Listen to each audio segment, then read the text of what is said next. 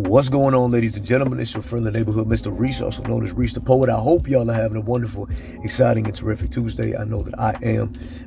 Real quick, I just want to drop something on you, man.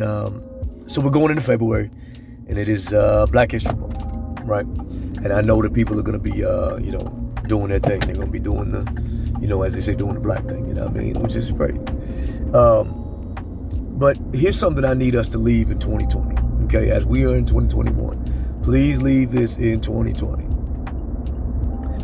Please stop quoting people out of context. I know we want to support, these people that we care for. We support these people that are legends and people that have laid the foundations for throughout history and all of those things. But here's the thing.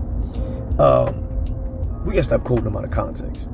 Because, we unfortunately do this thing where every time it comes around to Black History Month or Martin Luther King Month or something like that, we get this twisted sense of morality, or this false sense of morality, because we posted a quote and we're part of the cause, and yeah, this is a good quote and this goes along with how I feel and blah, blah, blah.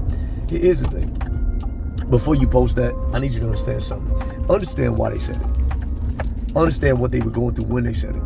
Understand where and what was going on that birthed that quote. What were they experiencing that brought that quote to the forefront? What made them say those things? Because understand, how about this one? Understand what they actually stood for. What did that person actually stand for? What would and wouldn't they have supported? Ask yourself that question. Do you really know that? Or are you just posting the quote because it sounds good? Or because it seems to align with your perspective? See, the reality is, ladies and gentlemen, we do this all the time. And I've even been guilty of it. And I've had to really check myself of going and saying, okay, does this quote really align with what I'm saying? Or does it just sound like it? Because the truth is, look, it is one of the most disrespectful things to me of the legacy and the blood, sweat, and tears those people have shed is when you post a quote erroneously, or you use it to justify something that if you actually did your research, you find that they would not have supported in the first place. I think that's one of the worst things we can do. Because everything that they put in, or the fight that they made, and the change that they made, and the legacy that they left, you almost stomp on it because of the fact that you don't know what you're talking about. And you're just quoting them just all willy-nilly. And if they were around right now, they would look at you like, whoa, don't use my words for that. Or how about this one? Or better yet, you quote somebody as if that's how you live.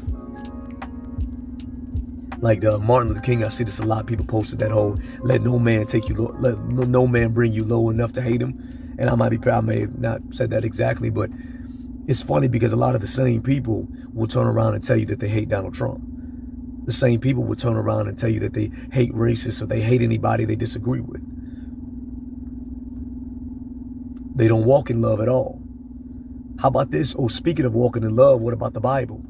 How many of us use scripture? We use all these scriptures from the Bible and take them completely out of context to fit our agenda, to fit our opinion. Unfortunately, you got too many pastors and people who they let their opinion craft the scripture instead of letting the scripture craft their opinion. That ain't it either. Dig? So there's a bunch of things in there, but let's just lead us in 2020. No more misquoting people. No quoting out of context. If you're gonna post something for Black History Month, make sure you've done a little digging to know exactly what they're talking about. Exactly what they supported, what they did not support. Stop using people's words and using people's quotes to justify your own agenda or what you think is culturally relevant. Use their quotes to support the things that they supported, not what they did not. Know what you're talking about. You dig? And oh, by the way, when you do that and you don't know what's going on, then you unintentionally will mislead people, because you will attribute people's words to things they did not support. And for those who don't know, they're going to read your post and they're going to think, because they may not do the research on their own, they may read that and say, oh, that person supported that. And subconsciously, it gets ingrained that that is all the same, and it's not. You dig? So, just something to think about. All right, y'all. Peace. I'll see y'all.